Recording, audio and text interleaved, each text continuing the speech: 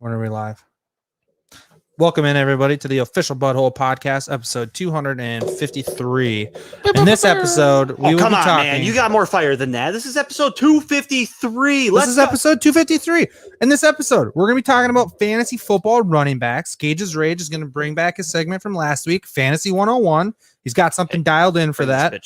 We're going to be getting into Michael Thomas's ankle surgery that was just announced at the end of last week, Cam Akers' injury, as well as the top 20 running backs for 2021 and 22. We'll be kicking off the episode talking Green Bay Packers and Aaron Rodgers.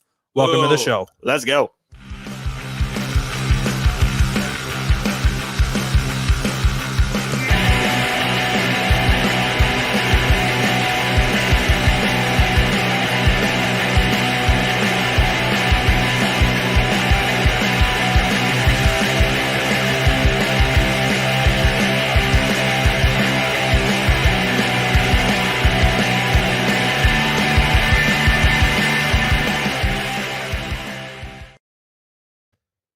Feels like we just talked to you guys, and we're back. Here we are again. Intros came a long way since the Space Jam cover. We're working on it. On it. Still got a long way to start things off, you guys, it was a busy day for Green Bay. Their general manager and whatever the fuck the other guy is met with the shareholders today at 11 in the morning. Which is like anyone who bought shares in it or like legitimate shareholders? No, all fans. Holy shit. And there was actual fans at the press conference too. I don't know, obviously not all of them, but there was some notable things that came out of it. First off was right before it, this over the weekend, the Davante Adams stuff broke with the Packers, that they haven't been making any progress on contract talks. They broke off contract negotiations. The general manager, Gutekunst, and I think it's president of football operations or something like that they call it. Is that like Mark Murphy? Yep. These two jabronis get up to the mic, start talking. People are just blowing them up about the Aaron Rodgers situation because why would you not? There's the Last Dance gate, a lot of stuff going on. And I think a lot of it, Rodgers wanted to be this way. I think he wanted these guys to go into this with their feet up to the fire because Rodgers is Rodgers. But after the press conference, after they said some stupid things, like their biggest asset to their organization is Lambeau Field, not Aaron Rodgers, right? Most people would think number 12 is probably their biggest asset. I mean, if you're looking like the grand scheme of things, obviously 12 is expendable at a certain point. He's going to be gone. The stadium's going to be there. I could see his point, but it doesn't look like good PR for his players. Motherfuckers won one Super Bowl. Let's not act like he's bigger than God and football in general. Okay, this is what all comes back to the point, though. Green Bay has been bending over backwards now to appease Rodgers after they pissed him off when they thought he was washed up and drafted Jordan Love. Aaron Rodgers now came to the table. They came to a new contract that gives Aaron Rodgers an out after this year. I think, I'm not sure if reporting is true or not, but I believe that hinges on them having the ability to get Randall Cobb. If they get Randall Cobb, Rodgers will sign the contract. I'm pretty sure that's in it. Randall Cobb has a decent contract as well. Yeah. What, like $8 million a year? So but we can get into more details on the Rodgers one. There's a lot of things, but his deal that is going into this year allows them to open up more cap space for this season. Yes. So long story short, Aaron Rodgers has agreed to a new contract with the Green Bay Packers that allows him an out after this season, the 2022 offseason. He'll be a free agent. He will, however, be reporting to camp. I think they report tomorrow. I think it's the 28th. So Wednesday. Okay. So Wednesday. Pretty sure. Randall Cobb is getting paid. His cap hit is $10 million this year. It's a brutal hit for them to get Randall Cobb back there. Now, they need a player like him to come back. I mean, they have Davante Adams. They got Randall Cobb. They got Amari Rodgers. Like, they'd have the weapons and no excuses. And would Randall Cobb be open to... is this the last year of his contract? I believe so. Oh, yeah, I wouldn't restructure if I was him then. It is. Yeah. You can just follow Rodgers wherever he goes to next year. Take that money. But he's got one more year in 2022. But I think there's almost no guaranteed money on it. So is there any way Green Bay does this? Is there any way Green Bay follows through and pulls Cobb down?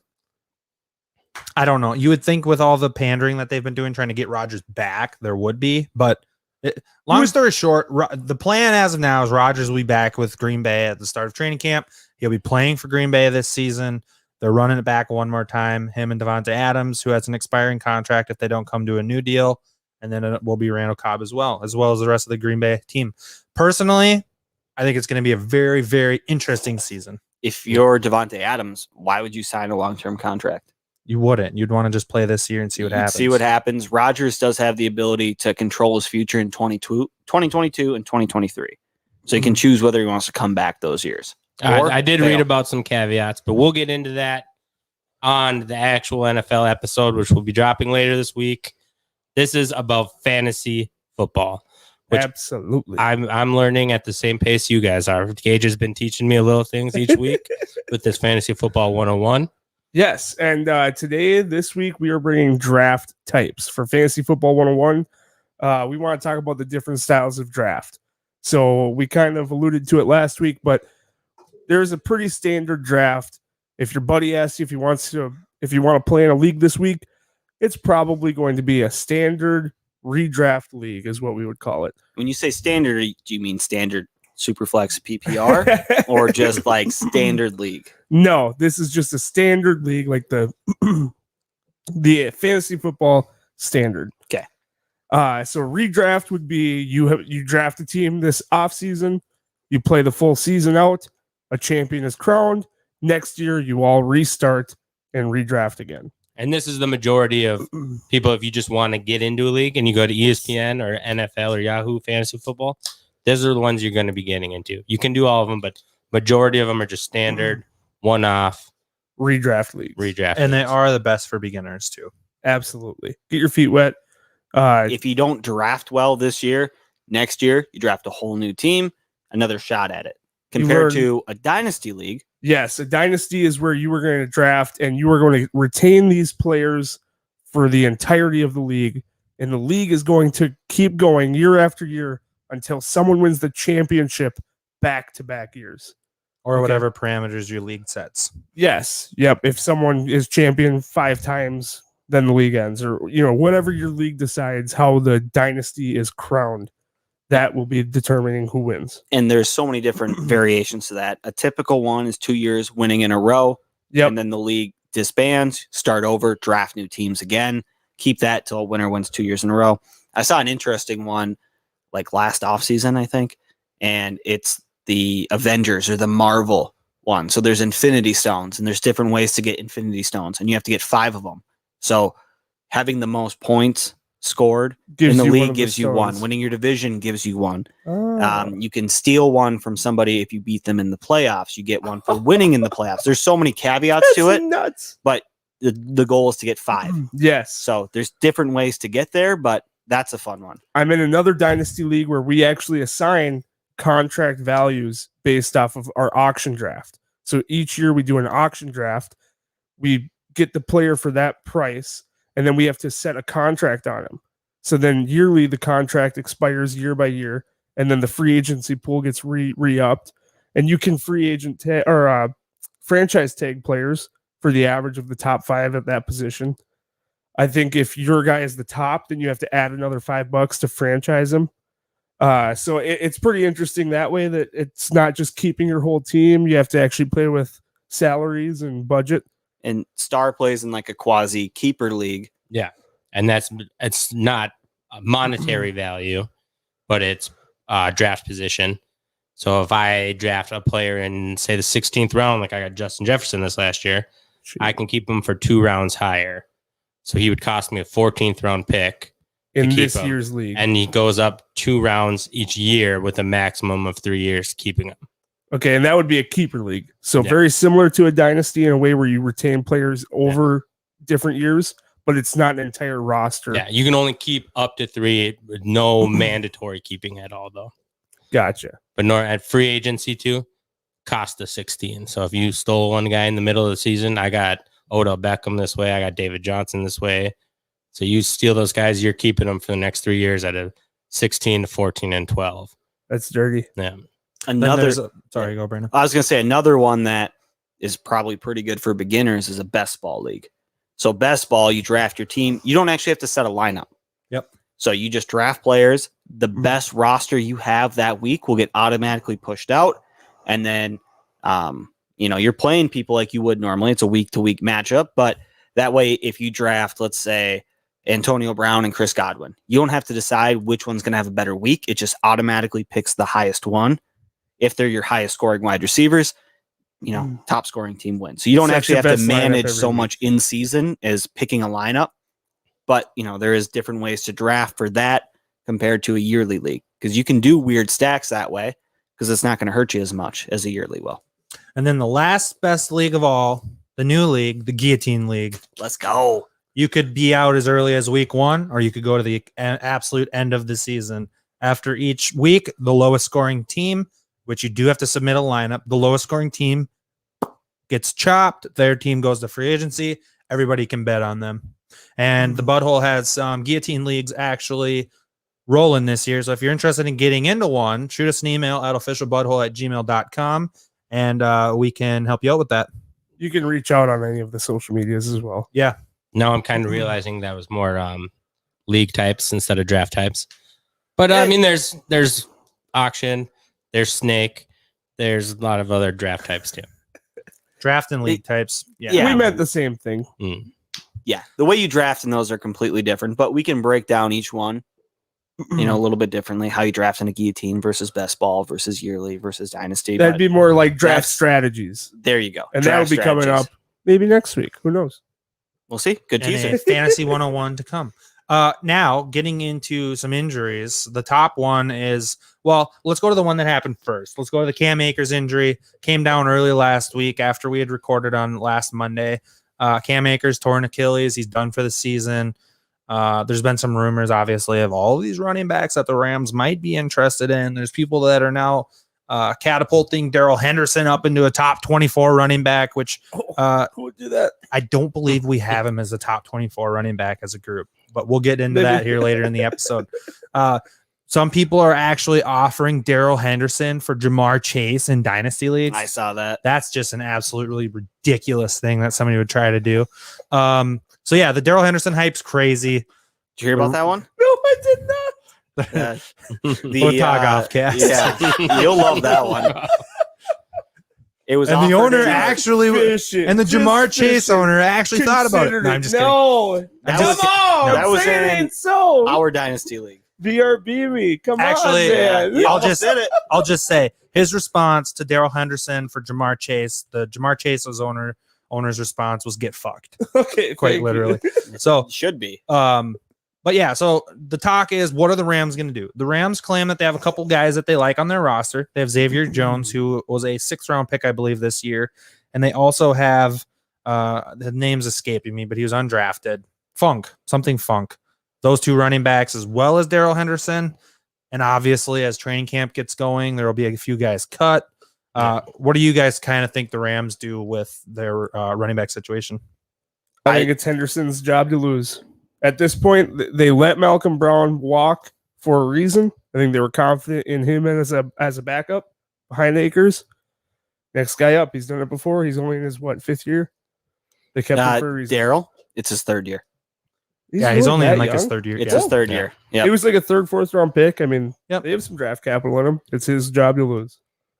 This is a team that is looked at as a Super Bowl contending team, and they need that run game to do it. There's a lot of free agents out there, but I think their best bet is to wait until the end of the preseason. Running back is not a position that they need training camp, that they need preseason. That's one you can kind of just switch teams and pick it up and hit this hole and you do it. I do believe whoever is their guy is not going to come through until maybe week 6, week 7. I think it is going to be a committee approach until then. And then at that point, we might see if they make a trade for one, if they sign some guys after they get cut, if they go for one of these big name free agents that hasn't worked out over the last couple of years. I think by week 6, week 7, we'll know who the workhorse is going to be and who the fantasy power back is going to be off of that team. And for all of you thinking right now, Todd Gurley is available, right? Everybody remembers him with the Rams. Sean McVay did come out today and said that they have zero interest at this point in adding a guy like Todd Gurley. So I think they're content with seeing what they got in Henderson. They kind of know what they got, but I think they're more interested in seeing what they have in the guys behind him. Sorry, Brandon, what? To me, first off, give Funk a chance. I mean, that's a hell of a name. So if his name is actually Funk, you got to give that guy a shot. It's a badass name. Secondly, this team is built to win now. This is their window is now. They got a lot of big contracts. They got Matthew Stafford. They're not playing for 2 years down the road. To me, they have to bring in a guy. They have to make a move. Darrell Henderson, They drafted Cam Akers for a reason last year, and it's not because they thought Darrell Henderson was the answer. They think he's a nice piece, but they needed somebody else to add to that.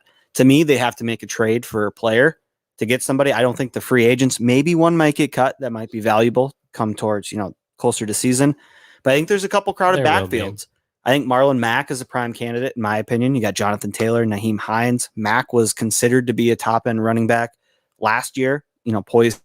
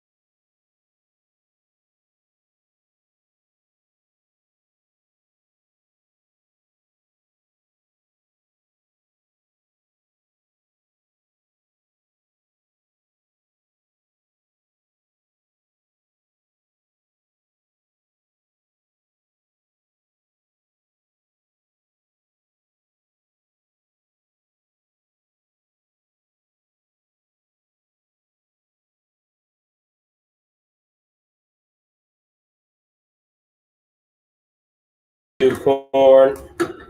So my shit says I'm on. Uptown, funk you up. You're gonna have to switch to your mic. Am I not on my mic? Uptown will funk you up. What about I think we are. I don't know. This what might. is KC's backfield? I'll tell you, look like these right now? mics are dead right now.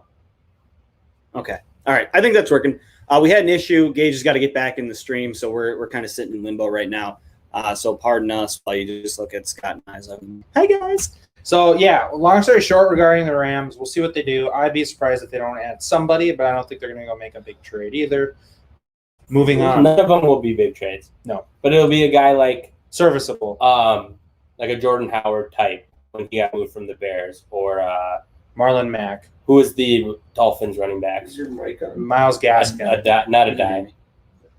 He's out of Boise State. He had like 3 good seasons. I'm lost. I'll find him. You guys can continue talking. Moving We're just on. working through technical difficulties. Michael That's all. Thomas news. Fucking A. Michael Thomas. The news broke late last week, Thursday, I want to say. Michael Thomas needs ankle surgery, and is expected to be added to the PUP list, which means he won't be available until week 7. This was the ankle that was bothering him all of last year. Apparently, he tried rehabbing it in the offseason without going the surgery route, and it's just not responding the way that he wanted it to. He got through OTAs. His ankle's still not right, so he's now opted for surgery, and he'll miss the first half-ish of the season for the Saints.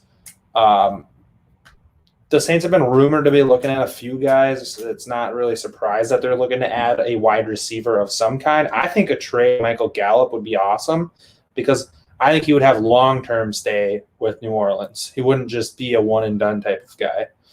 Otherwise, there's not a lot of options. There was a guy who just got traded to Houston that would have been a nice option had they done this a little earlier, because I don't think they gave up much for him in Anthony Miller. No, not at Someone all. of that type of status for a swap of some late round picks. Yeah, the thing with receiver, that's the same way. Some guys will get cut that you could sign that could end up being something for you. So we'll see what the Saints are doing. It's obviously not ideal that Michael Thomas is opting for surgery now. I didn't realize it was half the season. I thought it was like the start of the season. I saw a report today that he's expected to go on the PUP list Yeah. for the first 7 weeks of the year. Yeah. And another guy they could be targeting would be Van Jefferson. That was a name. It's going to be a little bit higher value to get a guy like him, but they got Cooper Kupp, Robert Woods. They drafted Tutu Atwell. They got some guys there, Deshaun Jackson. So I think that's a possibility. To me, it's surprising on how long Michael Thomas waited to get surgery. But the rumor I heard, he might have went into non-mandatory minicamps, ended up tweaking it, late May, got surgery in June versus right away in the offseason. The talk of Jay Ajayi was the guy's name I couldn't think. Jay Ajayi, yeah, you're right. Okay. Because there's always those guys that have like a couple nice seasons, but aren't in the future plans, and then they get traded for something super low towards the end of the preseason. And even a guy like Kenyon Drake, when Drake went to Arizona and the impact he made, if they can nail on a $5 million running back from somewhere, go get him.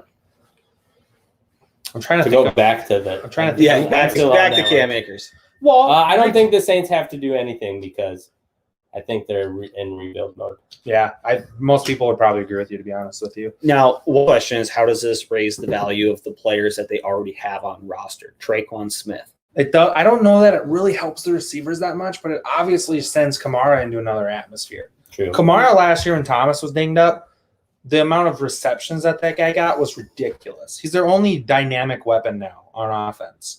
I mean, you got to remember last year when Thomas was out, they still had Emmanuel Sanders who ran a lot of routes.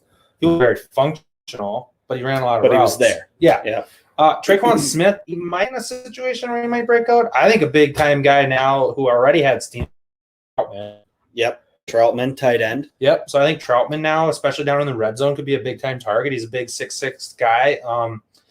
I wouldn't be surprised if there's some receiver that we're not thinking of that ends up popping up. They got a fewer guys. I don't remember the names. They're a little bit lower on that radar of guys. So to me, it's Troutman, Kamara, and Traquan Smith at the moment. If they could trade for somebody, that might change the game a little bit. But at the moment, that's the three for me. I agree with that. Callaway had a little bit of a breakout last year.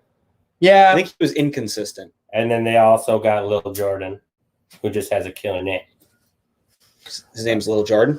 L-I-L-Jordan and Lil Jordan Humphreys. Bit of Texas. It's actually good in college. Well, that's the type of guy, though, that you don't think of right now that could end up busting out. Like, Philly's had a few of them in the last couple of years. Greg Ward, nobody expected it. Travis Fulgham, nobody expected it. There's obviously going to be routes to be had. So whoever jumps at it is going to get the opportunity. Yeah. I know all it takes is one diva to say they don't want to play where they are, and they might jump at that too. Yep.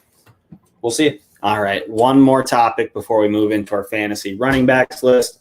Not terribly big news, but it's news nonetheless. Tariq Cohen put on the PUP list. So technically he doesn't need to miss any time of the season, but he can't practice until he's taken off the list. So I think that just has more to do with rehabbing that ACL. But does that move the needle for David Montgomery for you guys? He was already moving for me prior to this, just the way he ended last season. And I think he's bona fide himself into the second round as a running back at this point. So he is in the top 24 of your top 24 running back list. In my actual list, yes. I'm not sure about this one. About the average, you mean? Huh? And your actual list, he is. My actual list, he is there. Turn your mic off, Brandon. All right. I think we're back. I think we're good. You know, the technical difficulties. We had Gage's Rage behind the scenes scrambling. Quite literally. And we're back here with the full group. So you don't have to stare at Brandon and I's ugly mugs anymore. Yeah, full group with a full mic. With that injury being locked in, why don't we now pull up our list of our top 24 running backs, and we can start breaking this thing down a little bit because the butthole actually took the time to put together a top 24 list. Most of them did. And now you'll get my live opinions on stuff. Star, you obviously busy. had Aaron Jones 1, AJ Dillon 2, right? Yeah. My only I said just I'll be the sheep, give me East Pins list and take all Packers players off it. But now I'll give my actual opinions and we'll see if my top guy's even on top. Great. We're going to have to adjust on the fly. Thanks, Star. No, you don't. I'm just going to give you my opinions on our list that I'm seeing for the first time. So here we go. Getting into, we'll start from the top, work our way down. That's how we did it last year. That's how we're used to doing it. Breaking down here from the number one spot, every single guy had Christian McCaffrey at number one. No surprise. Yeah. If he stays healthy this year, he's bound for a borderline MVP type season. Everybody knows it. Nobody's surprised to hear it. Number two comes in at Dalvin Cook, who every single person had at number two. Not surprising at all. We're all Vikings fans. We're all Cookie Monster fans. We love Dalvin Cook, especially in a PPR format, which is what this running back list was put together with the understanding of. Those two are just a head and shoulder above everyone. Yeah, so if we're talking tiers, right? Like we can kind of break tiers as we go here. Those two are in a tier of their own, right? That's the number one tier. 100%. And this is full PPR. Full PPR, Yeah. yep. Yeah. I would almost put McCaffrey tier 1A, Cook tier 1B. I think there's a real situation if they both stay healthy that Cook could outscore McCaffrey. That's why I put them both in the same tier. I agree. Above everyone else. These guys could be just A, and then we start with one after that. So then you go into our tier 2 here, which you look at Alvin Kamara, who averaged a 3.8. One person had him at 5 with me. One person had him at 4 with Star Lamar. The other two had him at 3. It's not surprising to see him as the number 3 overall running back on a PPR running back list. Number 4, the guy that just comes alive come December, the Yeti Derrick Henry. He's an absolute monster. Eventually he has to slow down, but nobody here thinks it's going to be this year. He's coming in at number 4. Number 5 is the guy that broke out last year and started off a little rough. He wasn't getting the carries he needed, but if he gets the carries that they were giving him at the end of the year, Jonathan Taylor comes in at number 5 with an overall rating of 5.5. Sorry, I didn't mean to interrupt you. No, you're good. Historical running backs with Carson Wentz. How do they do? It's almost been a running back by committee with Wentz for ever. For a But while. I was going to This say, is what Phillip Rivers he loves throwing. I know that he wasn't getting all those throws, but he's just loved his running backs. And Carson Wentz worries that he's going to regress a little bit in this season. I guess this is what I would say regarding Taylor and Wentz specifically. Doug Peterson never really loved running the football. Indianapolis, based on last year's precedent, and it worked for them, love running the football. They got the offensive line to do it. Carson Wentz has never been behind an offensive line like that. I think Taylor's going to get a lot of touches. Do you think that has more to do with the fact that Rivers isn't mobile? Can't stay. I mean, the pocket was good because they had a good offensive line, but can't throw the ball downfield as far as Wentz can. I mean, Wentz still has a very good arm. So he can sling it more than Rivers could. Yeah. To me, it doesn't affect as much. I have him as RB6 right now. And Naheem Hines is the guy who would catch those dump off passes. He's their third down, scat back type guy. So if anybody's going to take a tank because Wentz wasn't passing to him, I feel it's going to be Hines more than his Taylor. Yeah. So Scott has Taylor at 3 on his rankings. Yep. That's how he sneaks in here really high. I mean, what puts him above Henry and Kamara in your world? I just love the offensive line. I love the youth of his legs, and I love the offense that he's in for him. He's not going to have – I wouldn't be surprised if they keep Marlon Mack, if Marlon Mack ends up getting some carries, but Taylor's just in a league of his own. And I also think to actually add on to Taylor's argument, I think Wentz is going to be a better quarterback for the Colts than Rivers was, which is going to give Taylor more carries down at the goal line. Okay. This next guy here at numbers, would it be 8? Number 6. It'd be 6. Yes. This is the first one I disagree with. And it has more to do with just a feeling than anything. But I see a very, very big year for Saquon Barkley. And there's a handful of people up there. I'd have them over. I just like what they've done in this offseason. And I think that depending on who you talk to, they might almost be one of the favorites for that division. I think Saquon is going to be the reason they do it. Couple bad luck years. They have a better offense now. There's a make or break for Daniel Jones. And Saquon's going to be the guy that does it. I completely agree with you, Star. I think Saquon has the talent to be up in that God tier with McCaffrey and Cook. He's got the ability to catch the ball. The only thing he's got going against him is that ACL surgery he had was really late. It may be week 2, week 3, week 4, but before he finally touches the field. So I think he could have an explosive, week 5 through week 13 could finish as top 5 RB, but that first month in the season is really going to tell. Is that what they're saying right now, that he's not supposed to be available for the start of the season? Right now, he is not committed to being ready for the first of the season, which he's no Adrian Peterson coming off of a New Year's Day game and suiting up week 1. And honestly, for me, that's why I do have him knocked down a little bit. If he misses a game or 2 at the beginning of the season, I think he's good to miss 1 or 2 during the season. Right there, that's 4 games he misses. I think he's got great potential. He's got the ability to be a top 5 back, but these other guys with their stability and where they're at in their careers, I think just with Barkley's injury history lately and coming off that, I bump him down a little bit. And let's remember too, regarding Barkley, with us having him at 6, we're all working under the assumption McCaffrey and Cook are going to go 1 and 2, which means Barkley at best is going to be number 3. If we rank him 6 and he ends up at 3, it's not like we were way off. Yeah. And that's where Gage and I talked before the podcast, tiers. And I would argue Barkley establishes the next tier. So he's the start of tier 3. No, Barkley is in tier 2, and that's where the cutoff goes to tier 3. So you have Elliott in tier 3. I would put Elliott and Chubb and Eckler and Gibson and so on and so forth down into the tier 3 and then tier 4. I'd move Elliott up. I would too. I'd have him in that tier 2. Okay. He's in the best shape of his life. Dak's coming back. Dak's coming back. That offense is going to be on fire. Tony Pollard is breathing on his neck. I think he's a very talented running back too, but it's not the same as a Nick Chubb and Kareem Hunt, where I know based off injuries is what happened last year, but they basically had an even split, and there's not one that performed that much better than the other based off of that even split. If you're actually going based on our averages, the tier break would probably be after Chubb, because after Chubb, there's almost a 2-point break. Yeah, then it goes into 10 is kind of where our average goes. And again, when we talked about tiers, you're looking at McCaffrey and Cook. You take those guys 1 and 2. After that, anybody in that second tier, I mean, Chubb and Elliott going at 3, maybe a little bit high, in my opinion, but those are the guys where they're all right around each other. So if you take a guy that you have a hunch on, it doesn't matter if they're ranked as RB7. If you think that they're going to have a good year and they're in that tier together, you can take them at RB3 and feel comfortable with it. I would say, too, Aaron Jones needs to be in that tier. I wonder why he's not. we'll get to that. Because he's on the Packers and Aaron Jones sucks donkey dicks. I You think heard it here first. Nick Chubb should be lowered just based off the fact that he has Kareem Hunt there. Kareem Hunt finished higher than him in points last year. Yes, there was an injury, but you have that guy that can do what he can do in the backfield. They're probably going to have more of an even split because they don't want him to get injured this year. Keep them both healthy. So I either knock Chubb down a little bit or bring Kareem Hunt up, but based off of what I'm seeing there. And David Montgomery, I know we haven't gotten there yet, but he needs to be higher too.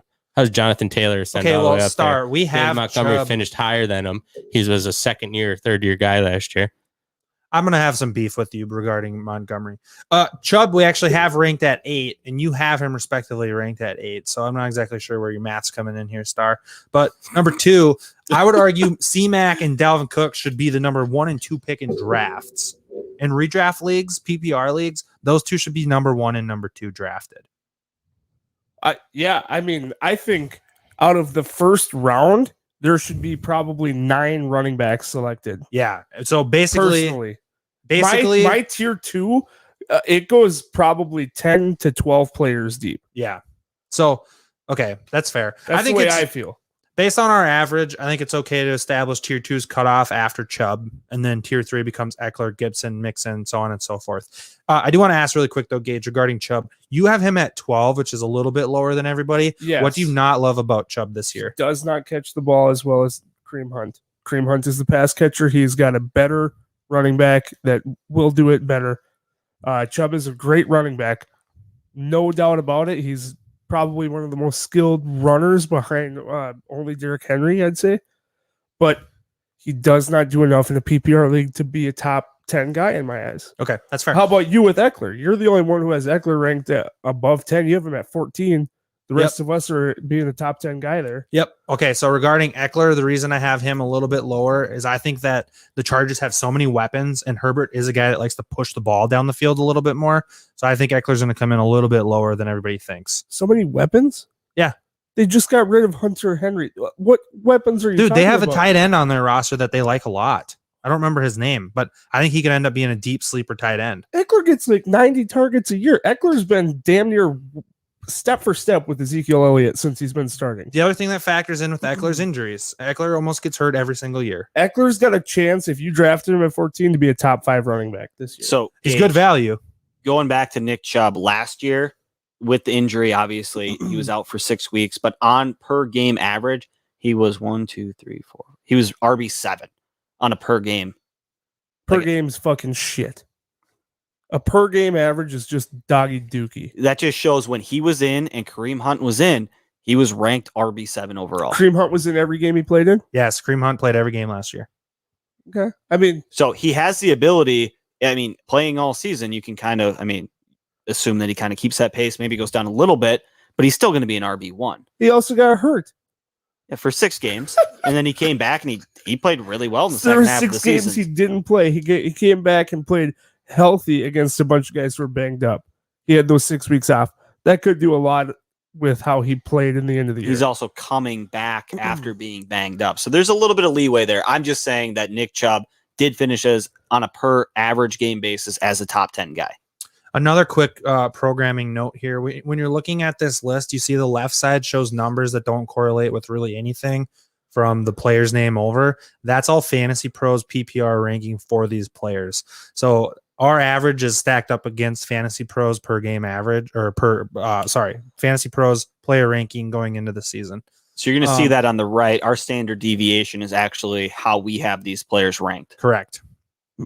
Next down the list, you go to Antonio Gibson, 2nd-year guy, had a really nice season last year. We're all pretty high on him. We have him as an RB1.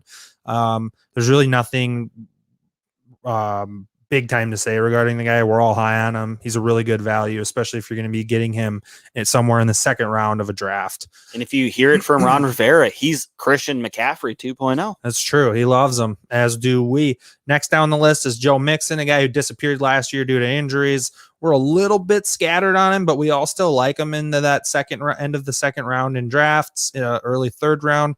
Joe Mixon is sitting on a very big season if he stays healthy this year. That's always the question mark. Tied with him on standard deviation, the first rookie on the board, Najee Harris. Sorry, Brandon. I was going to say ESPN over here. How do you feel about Mixon?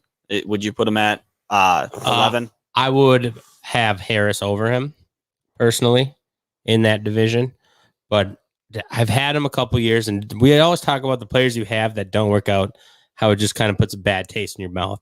So I do have a little bit of a bad taste in my mouth from him, but I still in that range. There's a couple of players I see here underneath him that I might consider over him, just taking a flyer on, Harris being one of them. Aaron Jones. But no.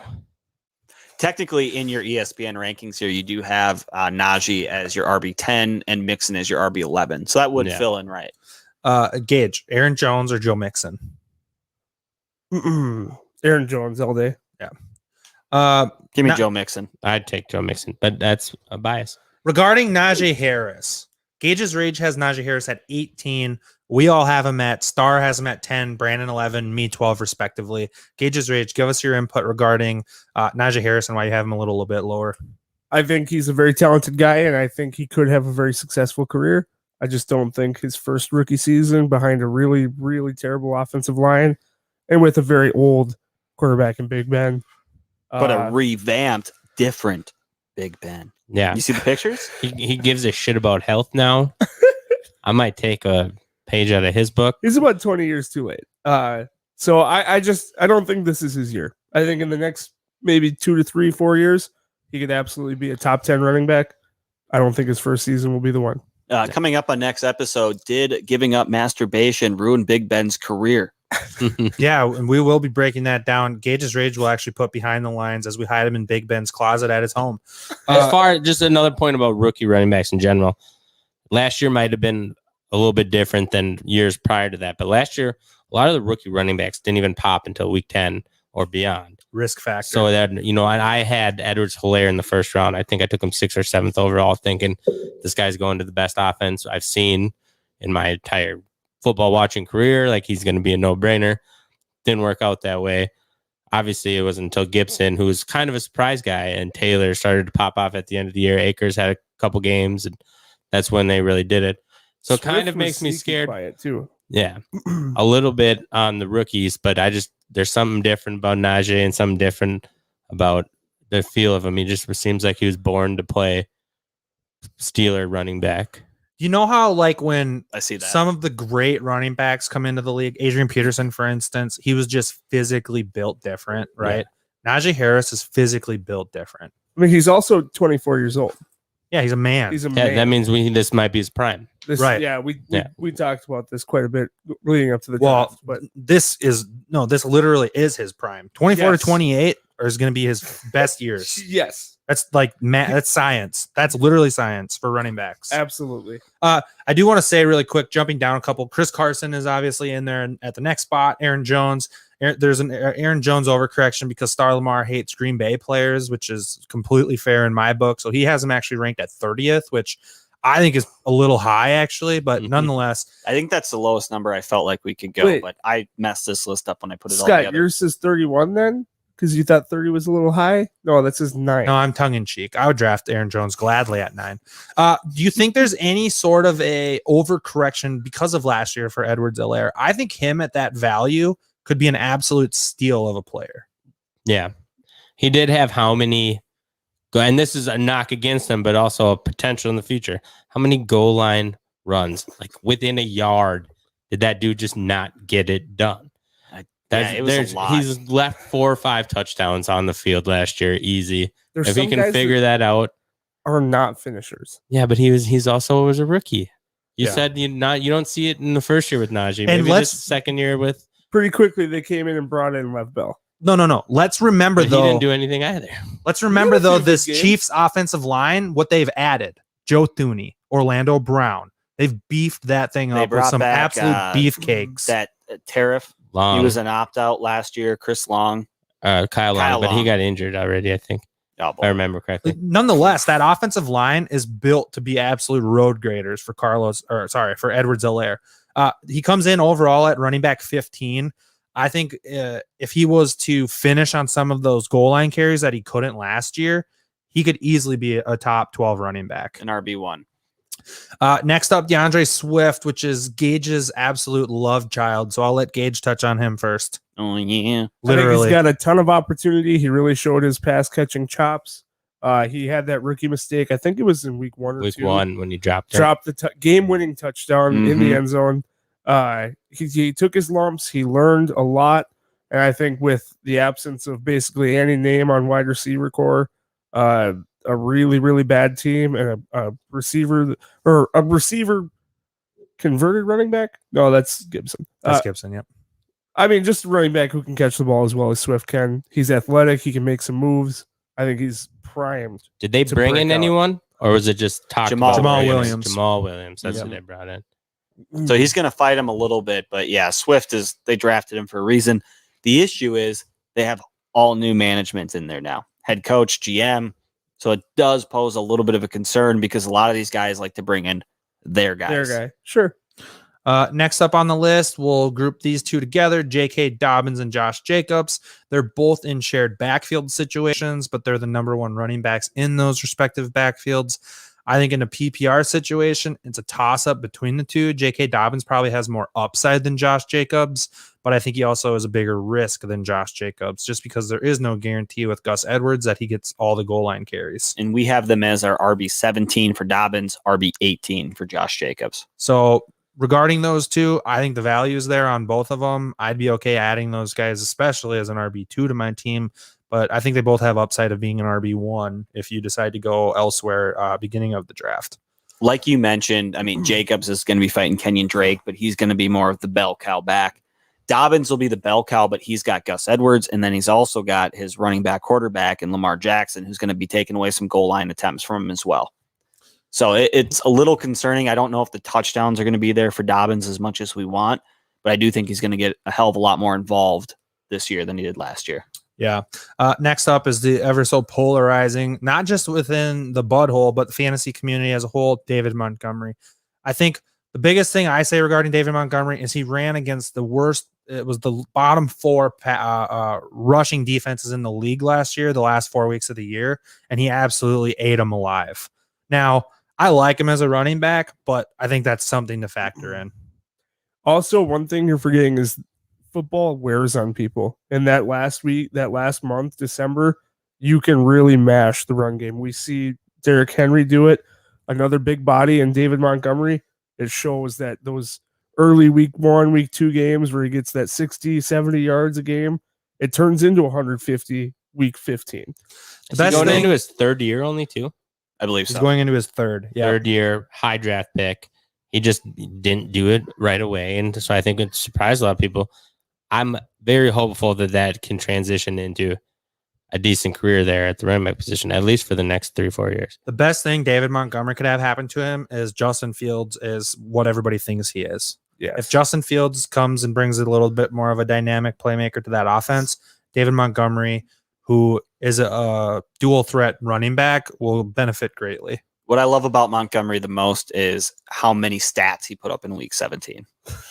That's probably my favorite part. Fuck you. Me too. And that has absolutely escalated his overall ranking last year. To me, the next guy on the list establishes the next tier break. I think Miles Sanders, after that, there's a clear break off to the next set of running backs on our list. Hunt doesn't deserve to be in that next one. You think he's higher? Yeah. He's in that tier. I think he's the safest backup running back to start every single week. Without a doubt. In a PPR format. So Hunt, in your opinion, is a very, very good RB2. I would take him as my RB2. Yeah. To me, I probably make a tier break after the Chubb.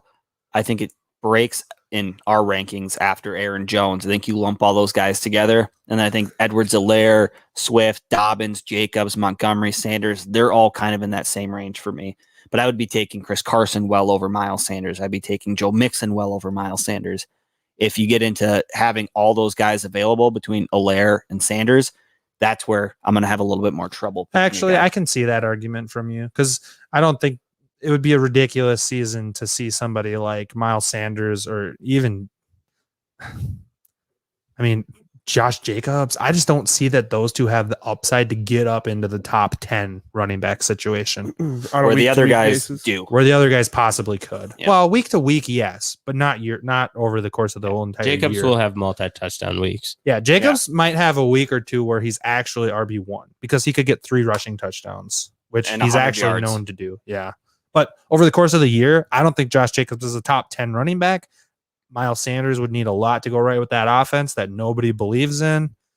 David Montgomery, if Justin Fields comes out in his rookie of the year, might get into there. But nonetheless, moving on here to our next set of running backs, we got Myles Gaskin at our overall number 21. 20 overall, I think. 21. And then Kareem Hunt, 22, Raheem Mostert, 23. Raheem Mostert actually has no rating from Gage's Rage. I think, Gage, you're high on Trey Sermon, correct? Yeah, it's just so muddied up.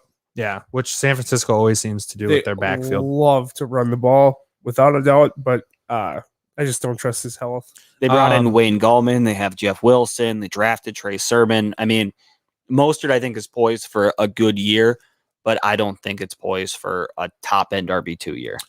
One guy that I really like here, if you're in a situation where you like to go 0 RB, meaning you like to take wide receivers and tight ends early when other people are looking running back, I think Mostert's a very good option to get you through the first 3 or 4 weeks of the season to where you can be hitting that waiver wire to try and get running backs after some injuries. I think Mostert, the first 3 or 4 weeks of the season is a solid start. Or if you draft enough depth at wide receiver, tight end, you could use those as leverage to get another guy in that range.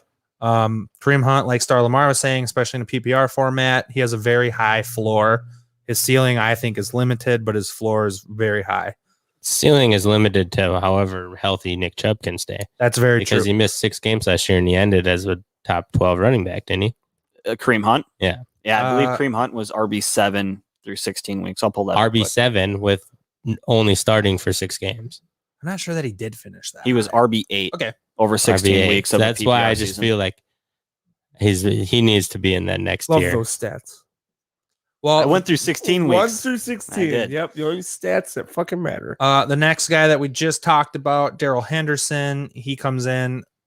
I would put an asterisk next to that just because you don't know what the Rams are going to do. Mhm. A lot of people, As it sits currently, yes, that's where he is. which is all we can do this on is how it currently sits. And even if they bring in somebody, I think Henderson has that ability to still be an RB2. I mean, I think they're probably going to lean on him more, even in the beginning of the year. If they bring in Adrian Peterson to take carries away, Peterson's going to take some time to get revved up with that offense. Same thing if they make a trade for anybody in the league outside of somebody that maybe has played with McVay before or something like that. But I think Henderson's going to see a good portion of those carries over the first 6 weeks, and then it might taper off a little bit. But I still think he's going to be more of their bell cow unless they go after a big name guy. Agreed. Henderson rounds out our top 24. Now we get into honorable mentions, which would be anything less than an RB2 on our mind or a top 24 overall running back. You have Mike Davis in Atlanta. Davis. I think that's very similar to the Henderson situation. I agree. He's the best of what they got right now. You're going to get volume out of him until they find something better. And he was very functional last year when C-Mac went down. He can be a functional running back. He wears down over the length of the season. That's what we saw last year. But those quads, man, I don't know. I don't think there's any reason to expect it to be different this year. If you draft Mike Davis and he comes out hot the first 6 weeks, look to flip him. And I think you could flip him for something pretty good. Maybe not a running back, but you could get a solid wide receiver, maybe a good tight end quarterback, whatever. One guy here that's really interesting to me is Travis Etienne. I think he's the most interesting running back outside of the top 20. Because of his ability to catch. You don't really know how Urban Meyer, who's an absolute maestro with running backs, is going to use him. At Ohio State, Urban Meyer used running backs in a lot of weird situations, and Etienne's an absolute Swiss Army knife. Mm-hmm. The Jacksonville offense as a whole is going to be interesting because Trevor Lawrence is fully capable of making every single throw on the football field and really pushing the ball downfield. So Jacksonville's offense, I love Etienne as a flyer here who has potential in my mind, high RB2 upside. RB1 might be stretching it, but RB2 is definitely a area that he could get into. Which a flyer I absolutely love myself is Chase Edmonds. In Arizona, there's not really a clear decision on who the backfield guy is going to be, but early reports are saying Edmonds will get his first shot. So I think Edmonds will be for sure the guy to between the 20s. Edmonds is going to get a lot of touches on that Arizona. The only thing that scares me with Arizona is they don't really show that they love to grind and run the football. Well, I mean, they do, but with Kyler. Yeah. And then, of course, too, when you have a running quarterback, goal line carries for running backs always gets fucked up. So we'll see.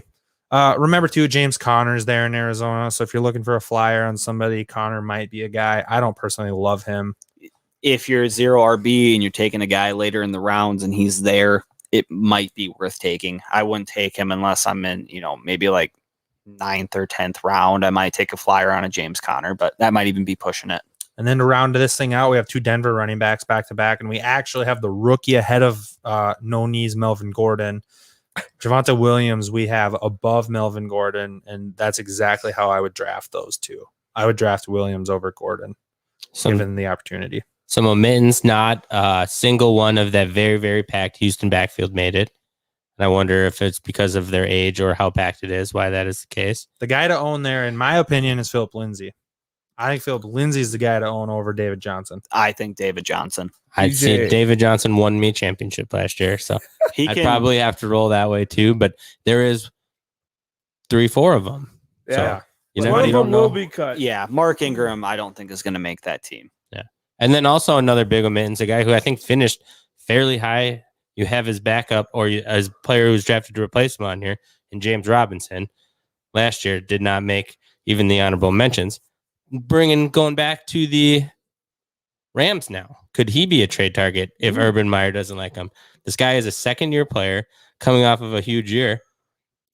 Depends what they want for him, but if James Robinson goes to the Rams, he is a top 20 fantasy running back. Yeah. If he doesn't, I think he will struggle to get into the top 20. He seems like one of those guys that has a great year and then gets pushed because of other people and gets the trade, like the people like the Jordan Howards and the JJIs and stuff like that. He kind of fits that mold that just happens so fast and unexpectedly that you don't really know why. If I'm the Rams, I could make the call for Robinson. That mold of guy, though, how well do they do in that second location? Generally not amazing. No one expected to see what we saw from him last year. Not even the Jaguars. I mean, he was an they didn't draft him. Rookie. Yeah. Well, to be honest, he's kind of the perfect running back for a guy like McVay. He's not flashy, he's not sexy, but he's in the right spot at the right time. He can eat up 15 to 20 carries. He's not going to demand the football in the red zone. You can still have your flashy weapon that you just traded everything for in Matthew Stafford, throw to Robert Woods or Cooper Kupp in the red zone. Mm-hmm. I would absolutely love if James Robinson went to LA. I would love it. That rounds out the butthole top 24 with a little bit extra running backs. In our next fantasy episode, we'll be breaking down the top 24 wide receivers. But until I then, feel like we need to go more. We're sticking to 24. the reason I kept Top it to two. 24 is to try and keep the episodes from being 90 minutes. That's Yeah. literally the only reason why. But as if we went up to 36, we could rip through those last guys. We could talk Okay. about it. Well, we'll talk. We might Okay. do 36. We might do 24. Before we leave, Gage, you have a rage of the week. Shit. Apprentices. You don't? I could go off on apprentices, but Let's do it in the save bit, Yeah, we'll save the rage for the bit. which will be posted later this week. Until then, prevent cancer. Stay tuned and listen to our Aaron Rodgers podcast, and then forget about everything that has to do with him and go jerk off. Bye.